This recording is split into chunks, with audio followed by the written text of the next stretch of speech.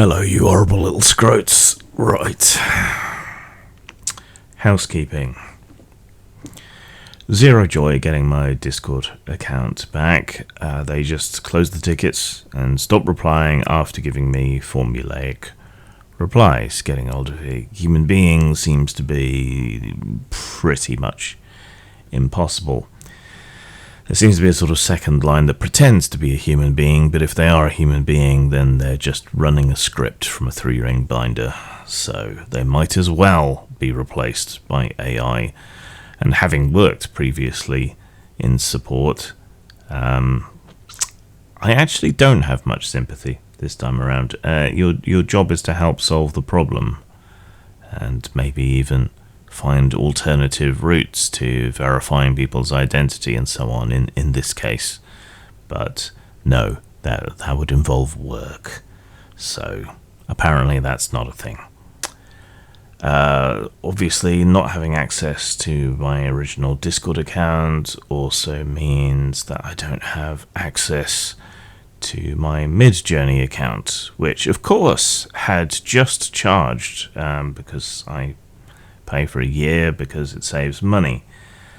And of course all of this happened just before the Easter weekend, so I'm sure whatever departments they or Discord have are understaffed while people take advantage of the holiday, which is fair enough in so much as it's fair enough, but it's very frustrating from a user standpoint.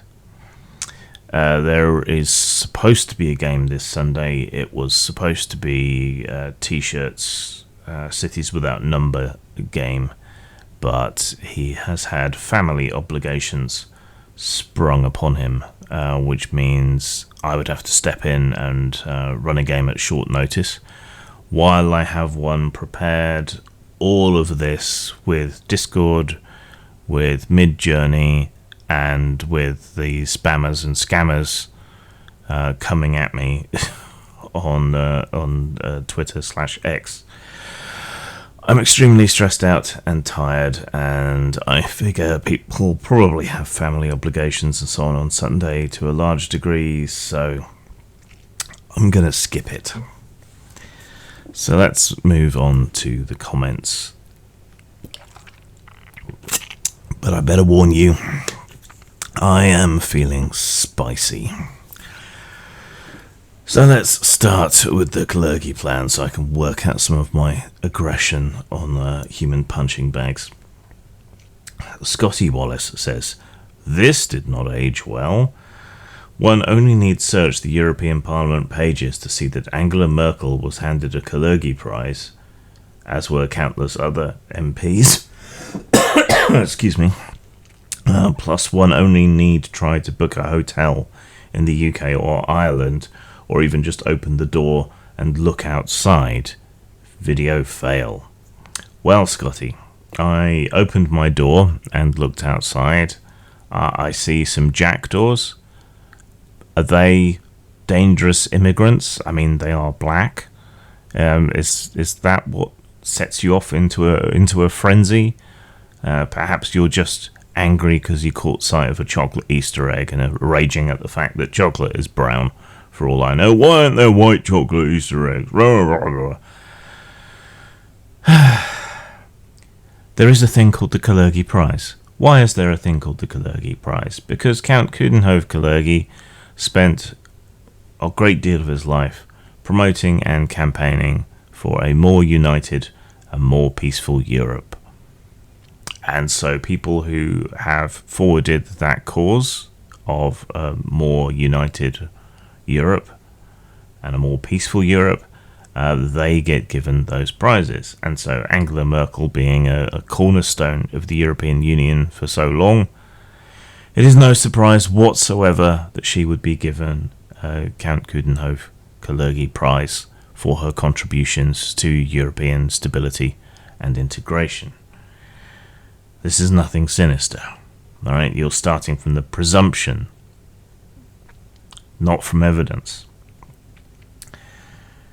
You can still book hotels in the UK and Ireland without any trouble. I take it you're alluding to the fact that a lot of immigrants are being housed in hotels.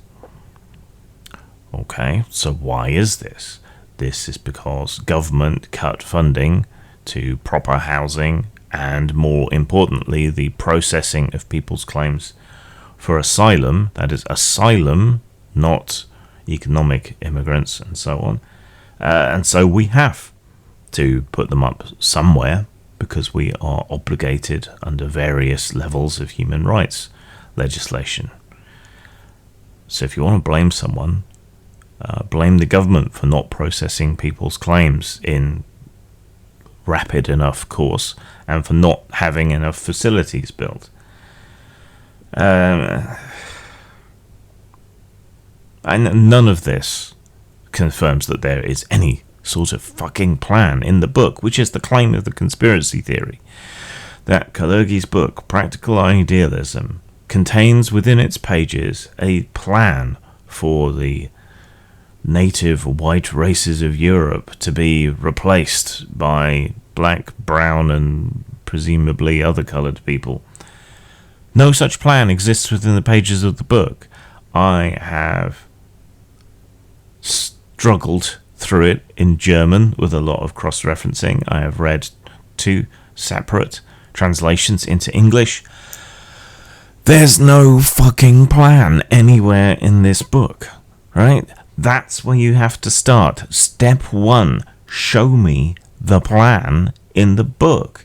You drooling, racist fucktard. Haunted Fate says, what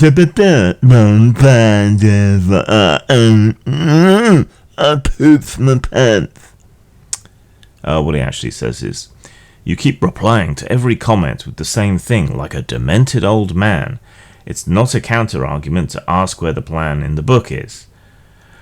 Why do you think that cattle like yourself would even have a glimpse of the plan that has been evidently put into practice for decades now?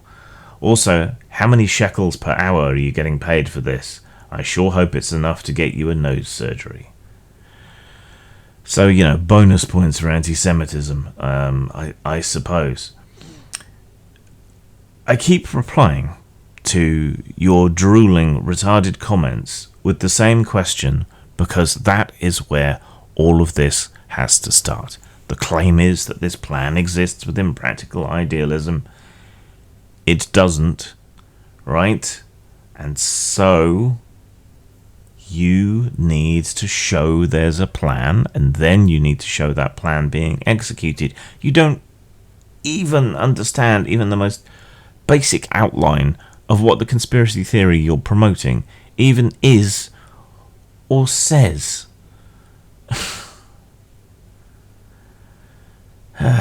Driomoid says, is Israel still not committing genocide? Ellipsis, question mark. Your opinions seem to age like fruit. Ellipsis. I guess it's not genocide when Israel blocks food to millions of starving people, kills indiscriminately, and steals land. None of that has anything whatsoever to do with the topic of the video. So I don't know why you're bringing the Israel/Hamas conflict into this video, other than, I have to assume, more anti-Semitism. Is Israel committing genocide? No. Are they killing a lot of people, and are those people Arabs? Yes. But they're not committing genocide. There are no death camps. Food is trickling in, right? Not enough, and I'm not in any way excusing Israel.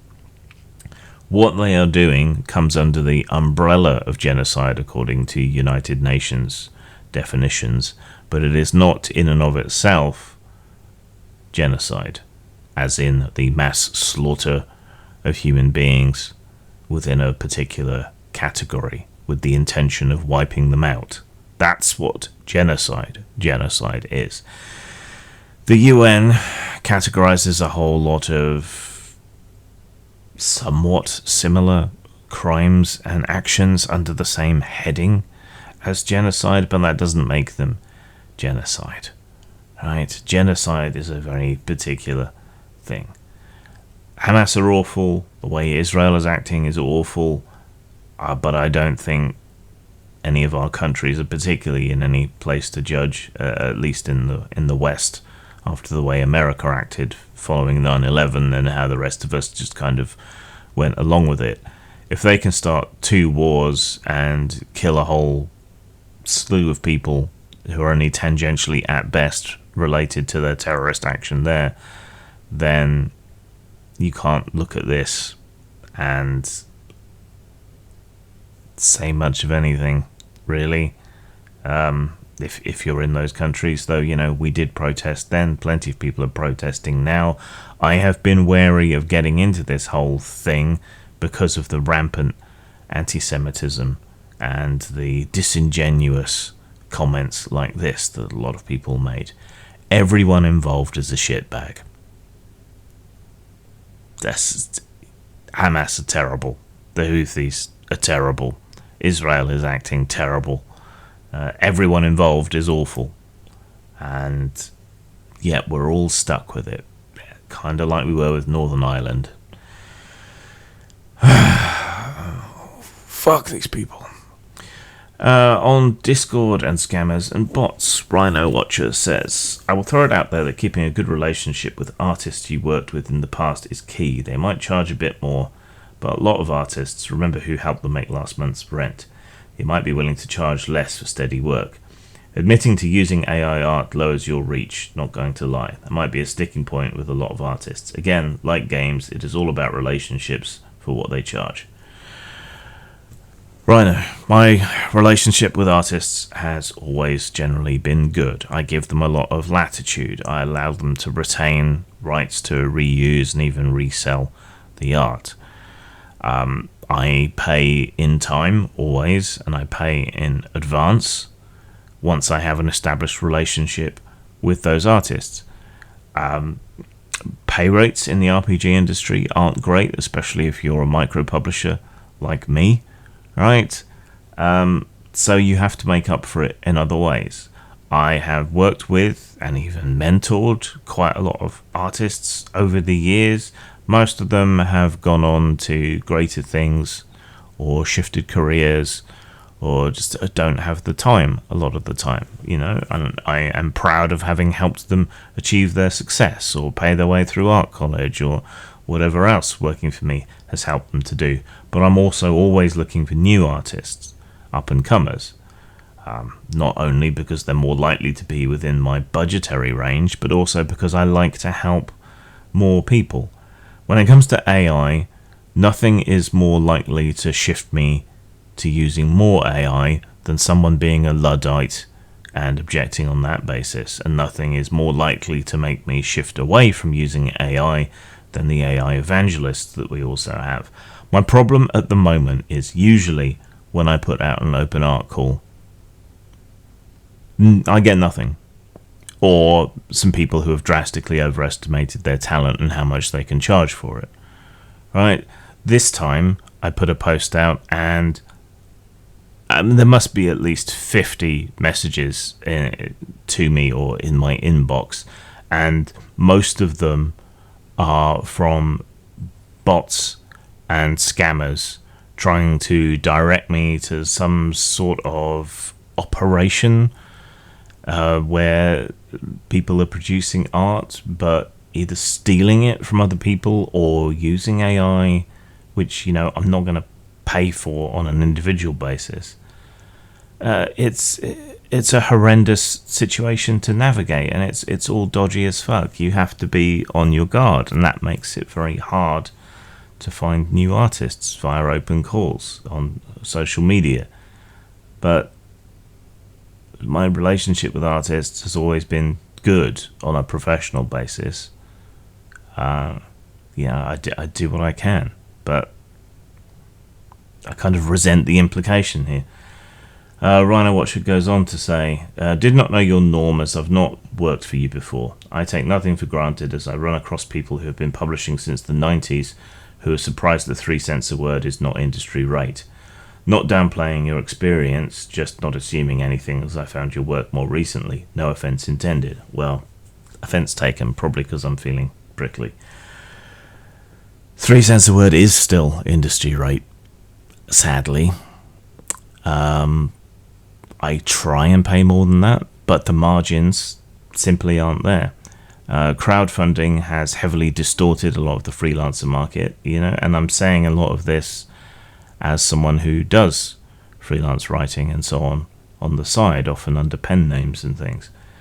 3 cents a word is still industry rate down in the indies and the micro press, right? If you're getting paid more than that, you are extremely lucky. I would place that somewhere in the middle, or these days probably a little bit closer to a starting rate.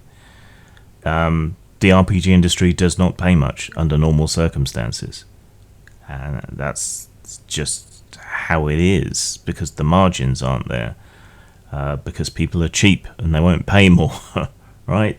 So it's little wonder that people are looking for ways to save money, to shave off costs and things, so that they can still produce games and still make at least a little bit of money. Mercutio says, bloody hell, mate, you can't seem to catch much of a break. Relatable. Discord is universally touted, but I've never been convinced. And the internet is responsible for many convoluted systems to restore accounts, far too intricate with no redundancy and seemingly no willingness on the part of many companies to allow you to communicate with a human. All of which, yeah, I agree with. Discord is basically just IRC with some bells and whistles and a lot less capability to find other interesting channels on it. Yeah, I like it on that basis. It reminds me of how things were on IRC, and it's had allowed me to build a nice community of mostly pretty chill people who just like to hang out and talk shit and shit post and help me research stuff and just shoot the shit. So I am gutted. On the Alien Colonial Marines review video, Firetouched says, adventures sell very poorly. That's why many publishers go this route. They put player and DM stuff in the adventures to sell them better. The Dark Eye did the same until recently. In the last Kickstarter, they removed the rules portion of the adventure and broke the whole thing into 4 books. According to Orkenspalter's review, this is even worse than the squashed books like this one from Alien. After the Kickstarter, the 4 books now cost more than if the whole thing had been produced in 1 book. It's better to have an affordable book with an adventure that no one plays than 2 expensive products. I don't see it that way. And you can produce adventures more cheaply because they're more disposable. So like instead of hardback, you can go softback. Instead of saddle stitch, you can go staples even. There are options because they're more disposable. And I'm not saying halve the size of the rules expansions and so on necessarily. Put twice as much stuff in them, right, rather than wasting space with these adventures. And I don't object when I buy an adventure and it has some additional rules material in it, because that makes the booklet as a whole a lot more useful. What I object to is selling something as an expansion book and then stuffing it full of stuff that I will never use, namely adventures, or at best will only use once. Right? That's the problem. And adding rules content to an adventure book increases the value. Adding adventure content to a rules book decreases the value. Right? If you get me, or at least the utility.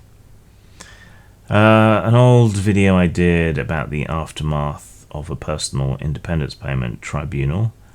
Fuzzy Wuzzy Was a Woman says, I'm injured from an accident at work, and all I see online with people complaining about PIP. You can't get PIP for pride, for fuck's sake. Problem is, there's too many people that are just lazy and say they're sick. Bloody horrible. Okay, well, there is an example, an actual living example of genuine internalized ableism. if you're injured from work and you're getting PIP, then you know how humiliating the process is, presumably, and you know how difficult the process is, how long it takes, how your doctor's word is not good enough, how you obviously having trouble with things due to your injury doesn't seem to be enough in and of itself for these assessors. So why would you then turn your ire upon other people?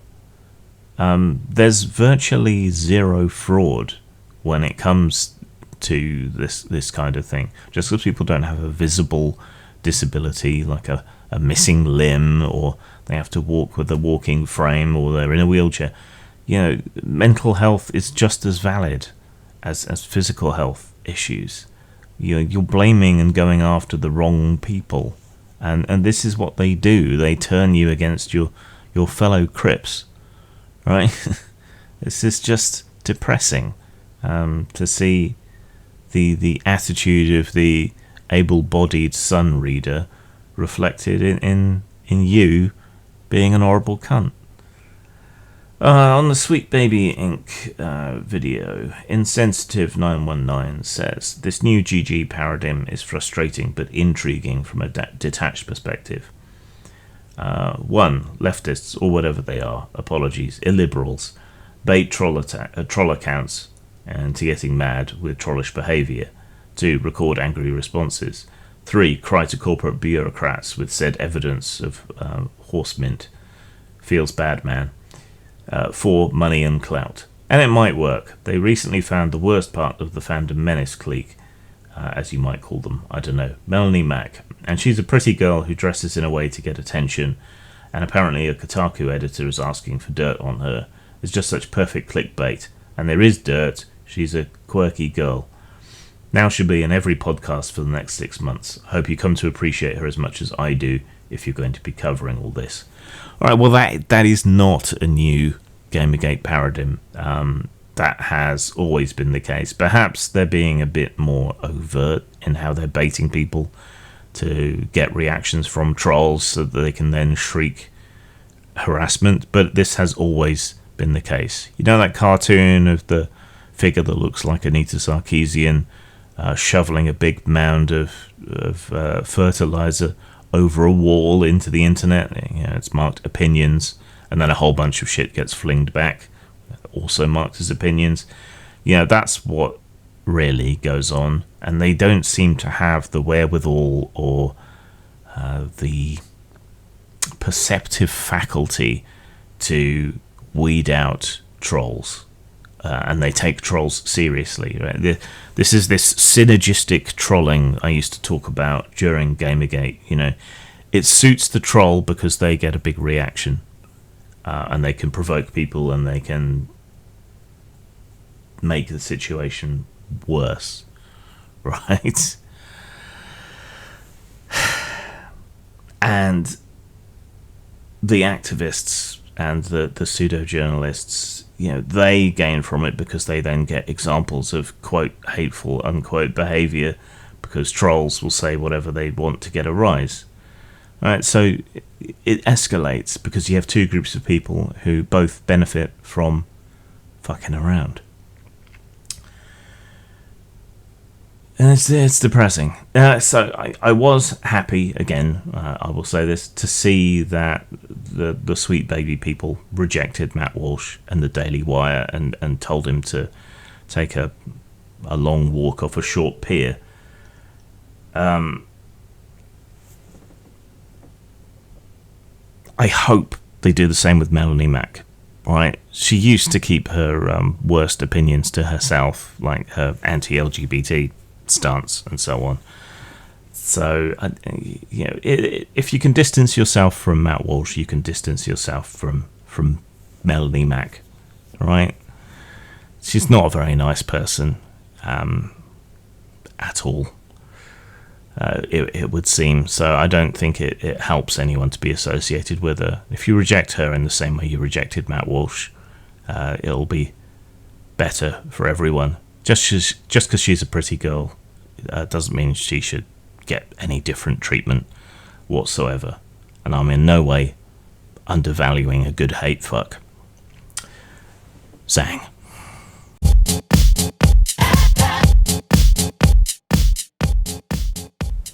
If you love my barely prepared content here, then you'll love my completely unprepared content on my streaming channel, which is youtube.com/grimstreams, which is pretty easy to remember. Everyone's so on